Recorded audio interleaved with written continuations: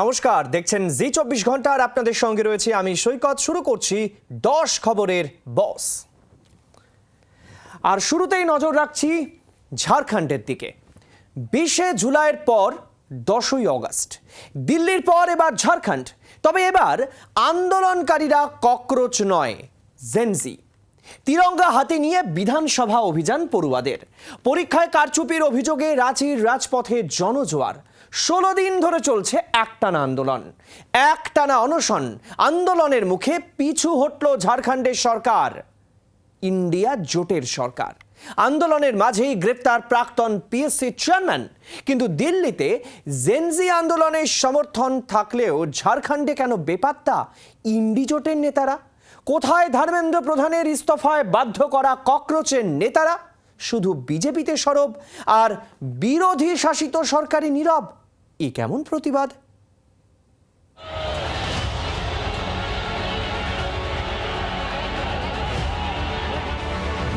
থেকে ছোড়া জলের তোর বিক্ষোভকারীদের দমনের বদলে যেন আরো শক্তিশালী করে তুলল। জলকামানের সামনে দাঁড়িয়ে রীতিমতো নাচানাচি শুরু করেন প্রতিবাদী ছাত্ররা।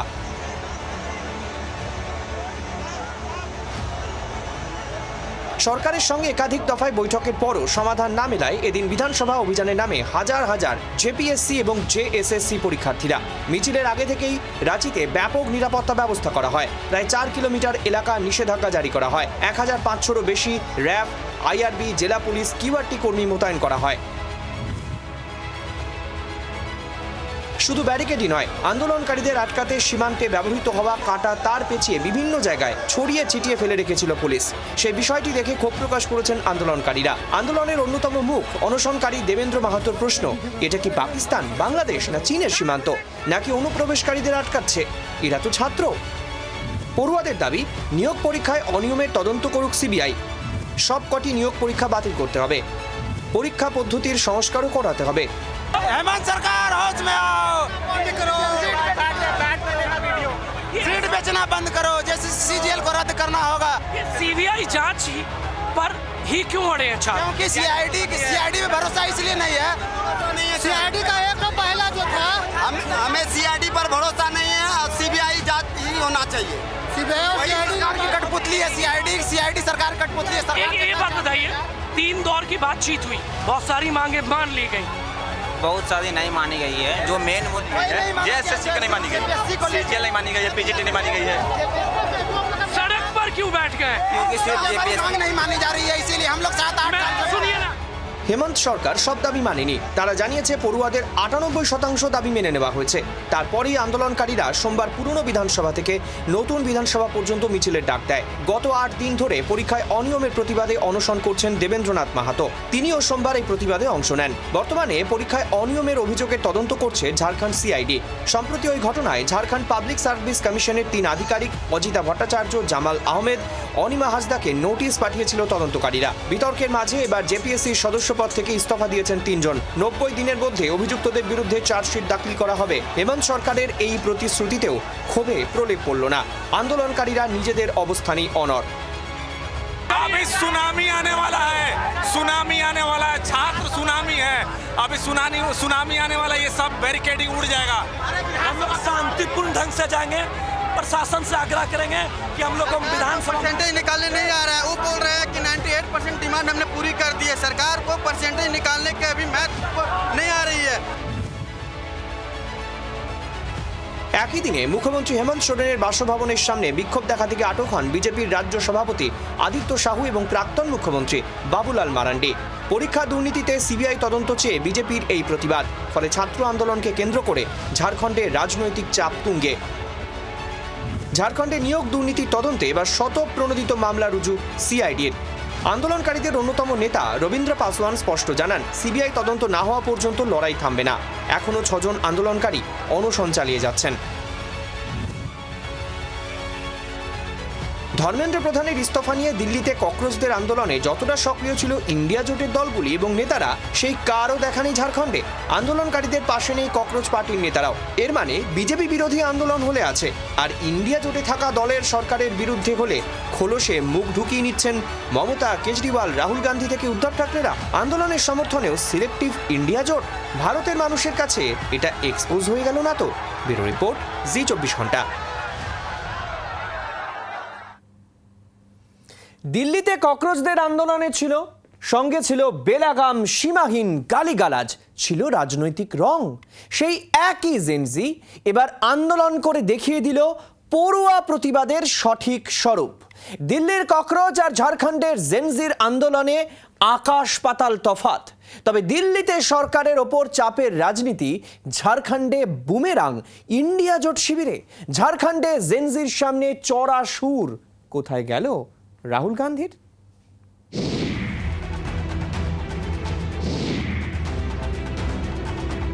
দিল্লিতে যন্তর মন্তরে পড়ুয়াদের আন্দোলনে কুরুচিকর মন্তব্যের বন্যা বয়ে গিয়েছিল।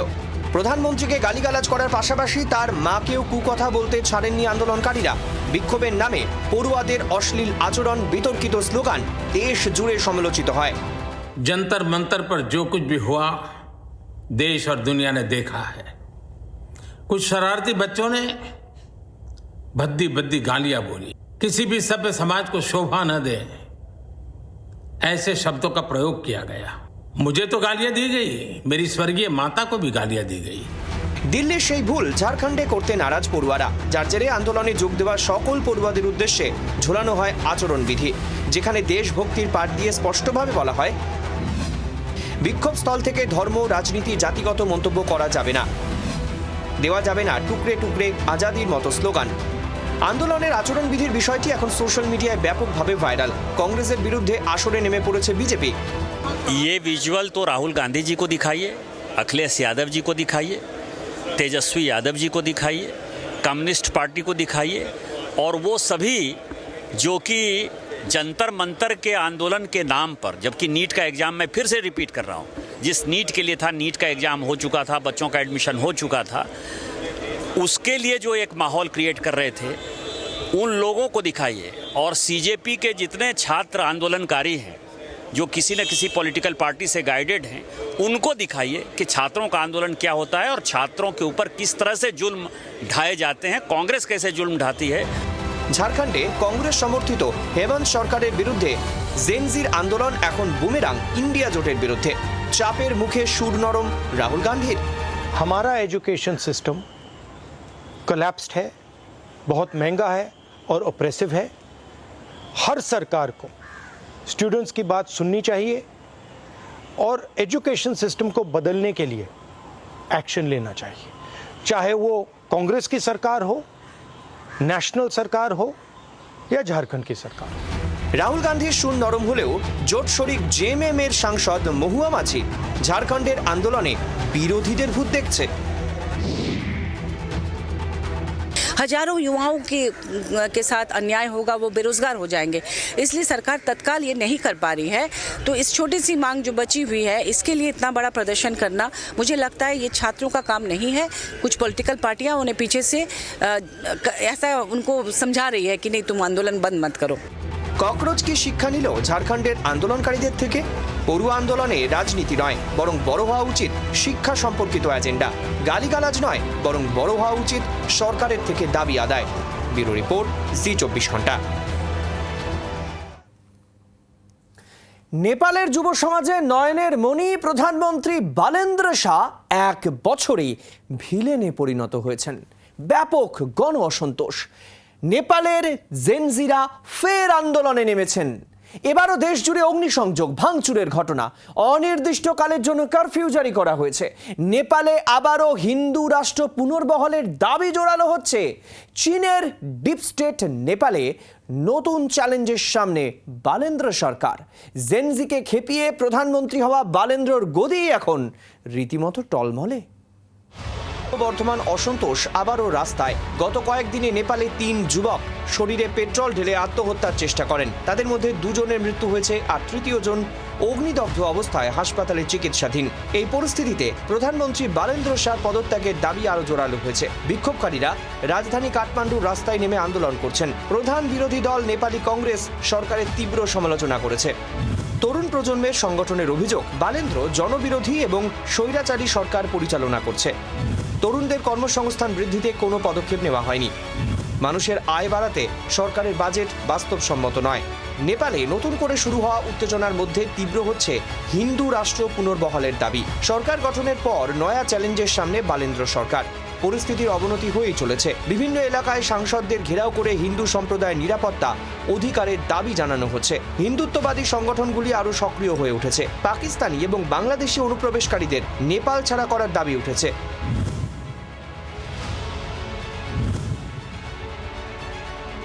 সুনসারি জেলায় শুরু হওয়া হিংসা ছড়িয়ে পড়েছে দেশের একাধিক এলাকায়। পরিস্থিতি নিয়ন্ত্রণে আনতে একাধিক শহরে কারফিউ জারি করা হয়েছে, সেনা মোতায়েন করা হয়েছে। হিংসার জেরে বিভিন্ন এলাকায় অগ্নিসংযোগ, ভাঙচুর, পাথর ছোড়া, নিরাপত্তা বাহিনীর সঙ্গে সংঘর্ষের ঘটনা ঘটেছে। একাধিক গাড়ি, দোকান, ব্যক্তিগত সম্পত্তি ক্ষতিগ্রস্ত হয়েছে। পুলিশের গুলি এবং সংঘর্ষে জখম বহু মানুষ। আন্দোলনকারীদের অভিযোগ, রোহিঙ্গা, বাংলাদেশি, পাকিস্তানিরা দেশের জনবিন্যাস পাল্টে দিচ্ছে। দেশে মাদ্রাসা, মসজিদ এবং অপরাধ বাড়ছে। অনুপ্রবেশকারীদের বের করে জনবিন্যাস ভারসাম্য রক্ষার দাবি। পরিস্থিতির প্রভাব যেন ভারতের মাটিতে না পড়ে সেজন্য বিহার, উত্তরপ্রদেশ, সিকিম এবং পশ্চিমবঙ্গ সংলগ্ন সীমান্তে হাই অ্যালার্ট জারি করা হয়েছে। উত্তরবঙ্গের দার্জিলিং সীমান্তেও চলছে কড়া নজরদারি, নাকা তল্লাশি। গোয়েন্দা সূত্রে জানা গিয়েছে, নেপালের অস্থির পরিস্থিতি কাজে লাগিয়ে জঙ্গি সংগঠনের সদস্যরা ভারতে প্রবেশের চেষ্টা করতে পারে এই আশঙ্কা থেকে সীমান্তে নজরদারি বাড়ানো হয়েছে। পরিচয়পত্র ছাড়া কাউকে সীমান্ত পারাপারের অনুমতি দেওয়া হচ্ছে না। একই সঙ্গে চলছে যানবাহনেও তল্লাশি। ব্যুরো রিপোর্ট, জি24 ঘন্টা। এক দেশ দুবার স্বাধীন হতে চায়, কারণ যে দেশের অংশ ওরা সেটা কোনো দেশ নয়, জঙ্গি স্থান, জঙ্গিদের দেশ। পাকিস্তানের সবচেয়ে বড় প্রদেশ হলেও নেই কোনো সম্মান, আছে শুধু নির্যাতন, হত্যা আর ছিনতাই। বালুচিস্তান কি রাত পোহালেই নতুন করে স্বাধীন হবে? এই আশঙ্কার মধ্যেই শুরু বর্বর পাকিস্তানের হামলা। বালুচিস্তানে হামলা পাক সেনার, পাল্টা কোয়েটায় পুলিশের হাত থেকে অস্ত্র ছিনিয়ে নিল বিদ্রোহীরা। নতুন করে দেশের মধ্যে নতুন যুদ্ধে পাকিস্তানি সেনা। একদিকে জ্বলছে পিওকে, আরেকদিকে রাত পোহালেই পাকিস্তানের হাতছাড়া হতে চলেছে বালুচিস্তান। 10 তারিখ রাতে ঘুম নেই পাকিস্তানি সেনার। উদ্বেগ, উৎকণ্ঠা আর ভূখণ্ড হারানোর ভয়ে কাঁপছে আসিম মুনির আর শাহবাজ শরীফরা। বালুচিস্তানকে হাতের মুঠোয় রাখতে চেষ্টার কোনো ত্রুটি করেনি পাকিস্তান। খনিজ সম্পদে পূর্ণ এই অঞ্চলকে লুট করতে আমেরিকা, চীনের মতো দেশগুলিকে ঢুকিয়েছিল মুনির আর শাহবাজ সরকার। তবে বাস্তব বলছে, বালুচদের মারে নাজেহাল পাকিস্তান। কয়েকদিন আগেই পাকিস্তানের শৃঙ্খল ভেঙে 11ই আগস্ট স্বাধীনতা দিবসের দিন ঘোষণা করে বালুচিস্তান। সেই 11ই আগস্ট রাত পোহালেই দেশের সবচেয়ে বড় প্রদেশ হাতছাড়া হওয়ার আশঙ্কায় মরিয়া হয়ে উঠেছে পাক সেনা।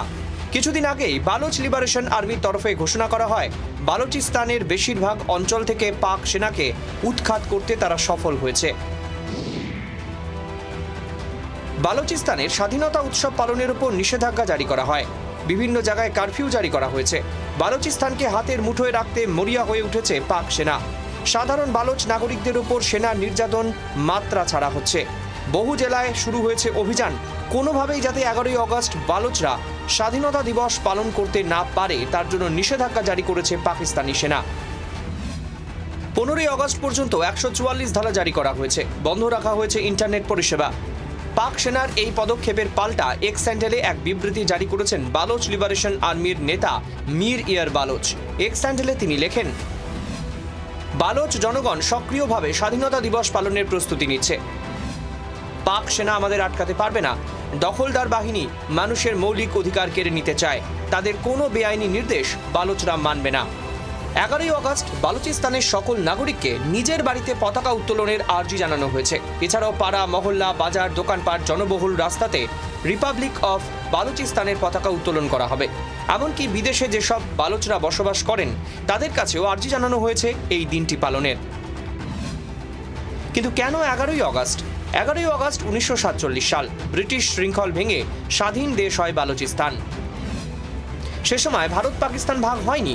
14ই আগস্ট তৈরি হয় পাকিস্তান, 15ই আগস্ট ভারত স্বাধীন হয়। সেই ইতিহাসের ওপর ভিত্তি করেই 11ই আগস্টে নতুন স্বাধীনতা দিবসের ঘোষণা। আশঙ্কায় সত্যি, বালুচদের ঘোষিত স্বাধীনতা দিবসের আগের দিন বালুচ বিদ্রোহীদের ওপর পাক সেনার হামলা। বালুচিস্তান প্রদেশের পাঞ্চগুর জেলায় চিগদি অঞ্চলে ওই সামরিক অভিযানে ইতিমধ্যেই বিস্ফোরণের খবর মিলেছে। বিভিন্ন স্থানে মর্টার শেল নিক্ষেপ করা হয়েছে। এদিকে কোয়েটায় পুলিশের হাত থেকে অস্ত্র ছিনিয়ে নিচ্ছে বিদ্রোহীরা, এমন খবরও মিলেছে। সব মিলিয়ে ওই অঞ্চলে নতুন করে উত্তেজনা ছড়িয়েছে। দেশের মধ্যেই আরেকটি যুদ্ধ পরিস্থিতি তৈরি হয়ে গেল 10ই অগস্ট সন্ধ্যা থেকেই। সন্ত্রাসবাদ, নিরাপত্তাজনিত সমস্যার কারণ দেখিয়ে বালুচিস্তানের সোনা এবং তামার খনি ছেড়ে চলে যাচ্ছে পাক বন্ধু চীন। সাধের চীন পাকিস্তান অর্থনৈতিক করিডোরের ভবিষ্যৎ প্রশ্নের মুখে। 11ই অগস্ট স্বাধীনতা দিবসের পর বালুচদের তরফে স্পষ্টভাবে জানানো হয় চীনকে তাদের দেশ ছাড়া হবে না, তাই আগেভাগেই পালালো চীন। ব্যুরো রিপোর্ট, জি 24 ঘন্টা।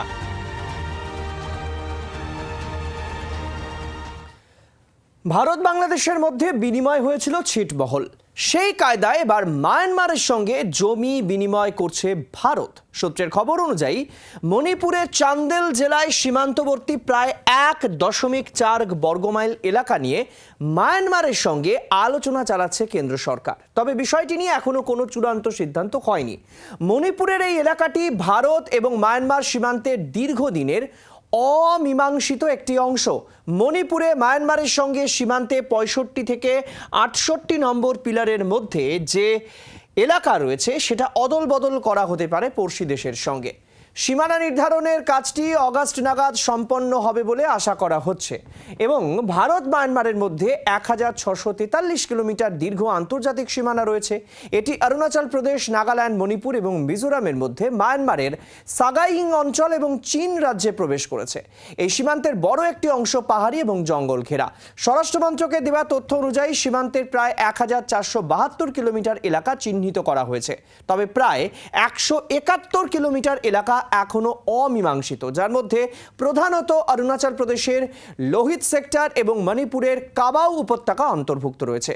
এই জমি বিনিময়ের প্রস্তাবটি নিয়ে বিরোধিতা দেখা গিয়েছে মণিপুরে। খণ্ডিত হওয়ার আশঙ্কায় ভুগছে উত্তর পূর্বের এই রাজ্য। প্রস্তাবটি বাস্তবায়িত হলে তারা আন্দোলনের হুঁশিয়ারি দিয়েছে coordinating committee on Manipur integrity নামে উপজাতিদের সংগঠন। এদিকে দুই দেশের মধ্যে এলাকা অদল বদলের প্রস্তাবনা সামনে আসতেই মণিপুরে পুশব্যাকের আশঙ্কা তৈরি হয়েছে। সাংবাদিক বৈঠকে বিদেশ মন্ত্রকের মুখপাত্র রণধীর জয়সওয়াল জানিয়েছেন, সীমান্তবর্তী কিছু এলাকা রয়েছে যেগুলি এখনো কোনো সুরাহা হয়নি, আলোচনা চলছে।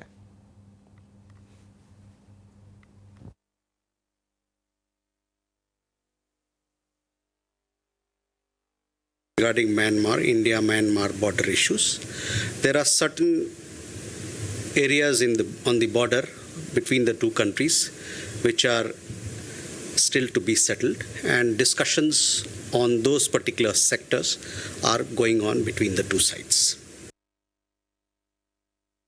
Regarding Myanmar, India-Myanmar border issues, there are certain areas on the border between the two countries which are still to be settled, and discussions on those. বাংলার আওয়াজ, বাঙালির আবেগ, জি 24 ঘন্টা।